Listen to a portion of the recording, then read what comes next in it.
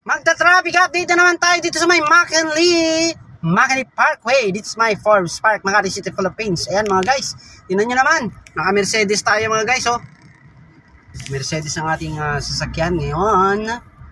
So nagta-traffic tayo mga ka-channel, dahil ngayon ay rush hour in the afternoon. Ano na bang petsa ngayon? Oy, 27 na ngayon mga guys. Malapit na sweldo, 3 araw na lang sweldo na.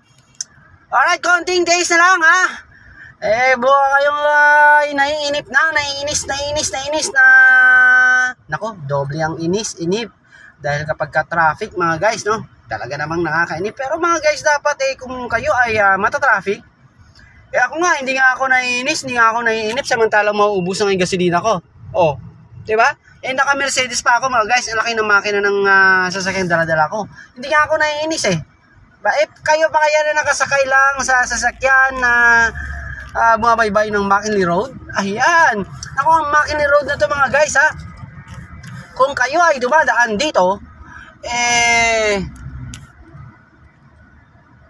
talagang expected yan na heavy traffic dito everyday. Kasi ang mga nanggaling sa may Ayala, tatagos dito sa may Bonifacio Global City, tagos dito sa may C5. Ayan, banda dun sa may kampo ng Sundalo. Oh, ito ang tagusan mga guys, ito ang pinaka-passage. That's why, heavy traffic talaga ito every time na, lalo-lalo na pag rush hour. Ngayon mga guys, huwag kayong mainip ha, kasi kung ordinaryo kayong mamamayan, naiinip kayo, lalong-lalo na kaya ang mga nakatira dito sa may Forbes Park. No? Sa Forbes Park mga guys, itong pinakamayamang barangay sa buong Pilipinas, yung mga nakatira dyan sa loob ng Forbes Park, bilyonaryo. Kaya hindi lang kayo guys na naapektuhan ng traffic dito sa may McKinley Parkway. Alright, sa may barangay Barangay Forbes Park, katabi lang ito ng Dasmariñas. Kaya nako mga guys, grabe ang yaman-yaman ng mga tao sa may barangay Forbes Park Kaya hindi lang kayo ang natatayang nabibiktima ng traffic dito sa may McKinley Parkway. Alright, sila yaman-yaman nila, pagkalabas nila dito sa may McKinley Parkway, natatraffic sila, wala din sila magagawa mga guys. Alright? So ito ay pagmamayari pa rin ito right of way nasa nasa Forbes Park, nasa sakupan nito ang McKinley Parkway. Kung kayo naman ay naharang paulit-ulit yung sinasabi paulit-ulit yung sinasabi na kung kayo ay naharang ng security guard para bigyan ng daan, bigyan ng ipa-priority ang mga nanggagaling sa loob ng Forbes Park o kaya lumalabas ng Forbes Park, sa kanila sa kanila kasi yun ang kalsada mga guys, no? Okay, so dapat nating maunawaan na tayo ay nakikidaan lamang dito mga guys, dahil yan ay nasakupan ng kanilang barangay. Alright, so ito naman mga ka-channel, ito naman ang aking mai-share sa inyo konting idea lang ito. Mga motorcycle riders, huwag nyong dikitan huwag kayong dikit ng dikit. Kung maaari pa lang huwag kayong dumikit sa mga sasakyan, mga bagong sasakyan. Alam nyo ba, may mga bagong sasakyan na hybrid, at the same time puno ng sensor ang kalang sasakyan. Ngayon kapag siningitan nyo yan mga guys, ang sasakyan na hybrid at full sensor sa kanyang katawan, no, mag-engine brake yan mga guys. Bigla siyang pepreno, masusubsob ang driver, at the same time pati ang pasahero niya, ang pinakamayari ng sasakyan, nasusubsob. Kaya kung maaari pa lang mga guys, no, wag niyo hindi nyo alam kasi ang sakot na guys yung mga motorcycle riders, kasi may mga pasintabi lang sa Motorcycle Federation Philippines. Pasintabi kasi sila may mga malaking grupo ng mga motorcycle yan iba, mga hindi naman lahat mga motorcycle riders kasi may mga educated driver dyan ng mga motorcycle riders, pero may mga ibang mostly yung tinatawag na kamote riders. Yung kamote riders kasi guys, tinatawag lang na kamote riders, pero legit yan yung kamote riders na yan, isang grupo yan. Okay, kaya kung gagamit kayo ng word pasintabi lang sa mga kamote riders kasi ang sinasabi nila ng kamote riders yung mga bara-bara na lang mag-drive, pero bago po kayo magsalita ng ganun, meron po talagang legit na kamote riders. Legit talaga sila, grupo talaga sila na kamote riders. Tinawag lang nila kamote riders yon. So anyway mga guys mga motorcycle riders, pakiusap lang wag niyong singitan ang mga, kung pwede pala makadaan kayo sa tamang sa tamang way niyo.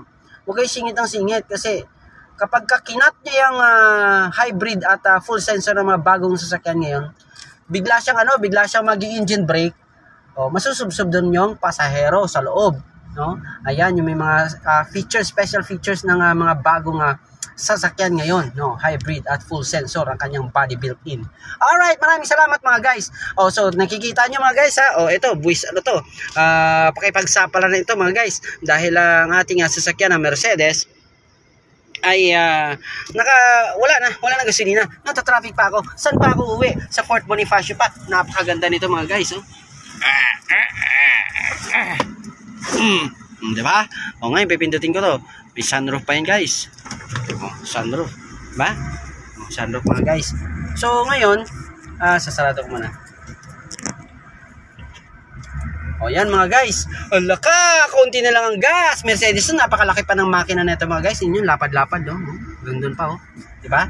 So maraming salamat sa inyong pag-antaway, pagpanonood sa aking munting channel mga guys. Kung hindi ka pa nakapag-subscribe, alam nyo mga guys naku, dito nyo lang makikita sa aking channel na maraming napupuntahan, maraming na-update pagdating sa traffic situation all over Metro Manila. Kung saan man tayo napupunta mga guys, marami tayo napupuntahan. Syempre, bilyonaryo guys. Alam nyo ba, bilyonaryo ang boss ko?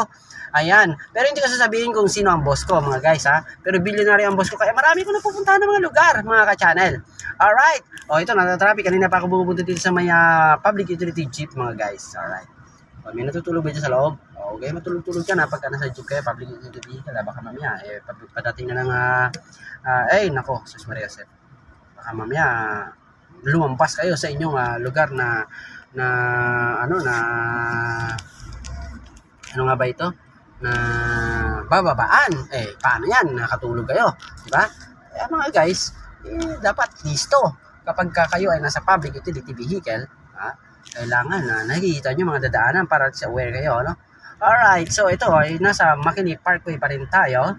Nasa Forbes Park pa rin tayo. Ay ng Pacific Plaza na mga senador na katira at congressman dyan at ang LTO chief LTO chief ang sa Comelec chairman andyan din nakatira yung Pacific. Ayan. Ako, grabe. Napakayaman ng mga tao nakatira din sa Forbes Park mga guys Alright. Ganda nitong Mercedes mga guys, naka-hydraulic ito.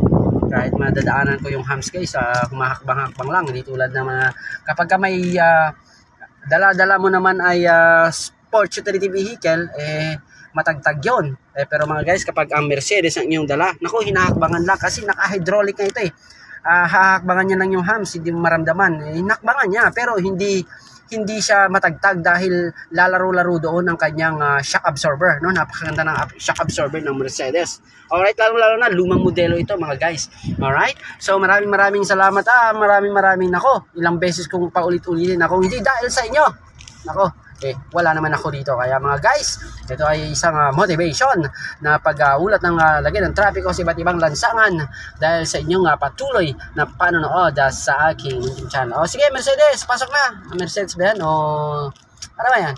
Mercedes din yung sasakyan. Okay, sige. Wow, V12 ang kanyang makina, V12. Makina ng Mercedes. S680. Wow, hayos. Ganda ng kanyang sasakyan. Nasa Forbes pa. McKinley Parkway. Alright. Paabutin mo naman ako sa aking pupuntahan sa may Fort Bonifacio sa Campo ng Sundalo na meron pang naka-reserve na gasolina mga guys. Kasi baka may pag tumirik ako, sakit sa sakit sa utak, no? Maliit na nga lang utak natin, sasakit pa dahil wala tayong gasolina. Pero carry pa rin yan mga guys. Don't you worry. Kung tumirik, hindi pa hatak. Di ba mga guys? Kaya mga guys, huwag kayo ma-stress kung kayo nata-traffic. Sa akin nga, supposedly, traffic na yung isipin ko. Gasolina pa. Ay, nawala. Yuhuu! Ay, nawala. Nawala. Lumabas na naman. Nag-warning na naman. Patay tayo dyan. Nag-double warning na. Ano na lang gagawin natin kapag anak ko. Nakita nyo pala guys, ang building na yung building na pinakamataas sa buong Makati ang Discovery Premium na 5-star hotel Pero mga guys, alam nyo ba na sa BGC ay meron pang mataas na building dito mga guys? Don't you worry, di-discover din natin yan. Huwag kayo mag-alala. Pero ang holding the record mga guys sa buong Pilipinas ay nandito sa Bonifacio Global City. Siya ang may hawak nandito. Hindi pa natin, alamin pa natin yan. Guys, wag lang kayo masyadong excited. Sasarado ko ito. Sinarado ko na. Sinarado ko na mga guys ang sunroof ng aking sinasakyan na Mercedes. Okay. Laki na to guys. Sasakyan, traffic. Oy, subscribe nyo naman ang aking channel para marami tayong mapupuntahan, discover ng lugar. Lalo na pag makabili ako ng motor mga guys, marami tayong pupuntahan, Punta tayo sa iba't ibang lugar, Tagaytay, ipipresent natin sa inyo. O kung saan nyo pang lupalop, eto na ang pagkakataon na makapagsilip ng iba't ibang magagandang lugar sa aking channel mga guys. Ano pang hinihintay nyo, Subscribe nyo po ang aking channel Philippine Traffic sa YouTube mga guys, Alright. Ay, salamat. Moving na. Woohoo! Warning na naman.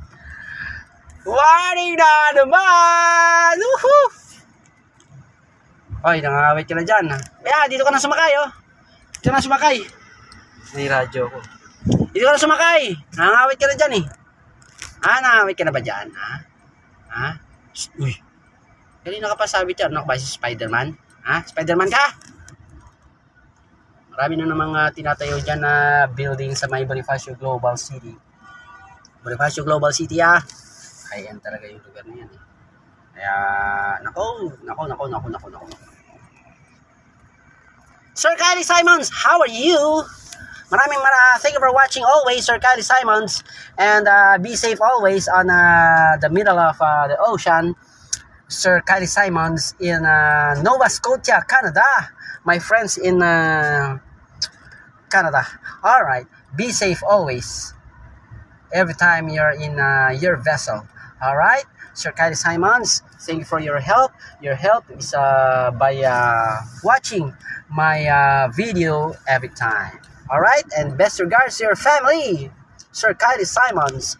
This is the traffic situation here in the Philippines. If you are wishing to go here in the Philippines, then at least you are aware of what's happening here in our country. It's always number one, the 5th worst traffic in the world. This is the Philippines.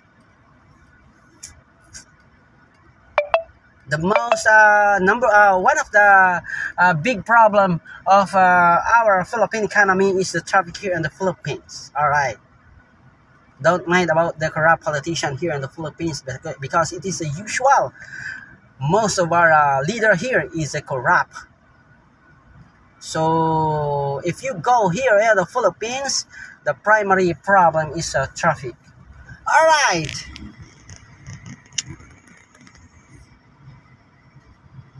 Yeah. So traffic. It's traffic. No. Oh.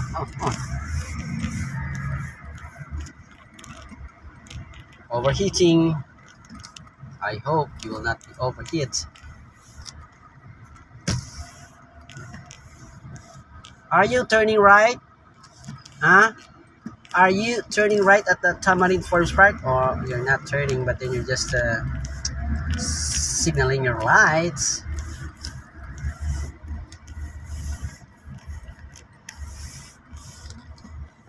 Oh, that is already Bonifacio Global City.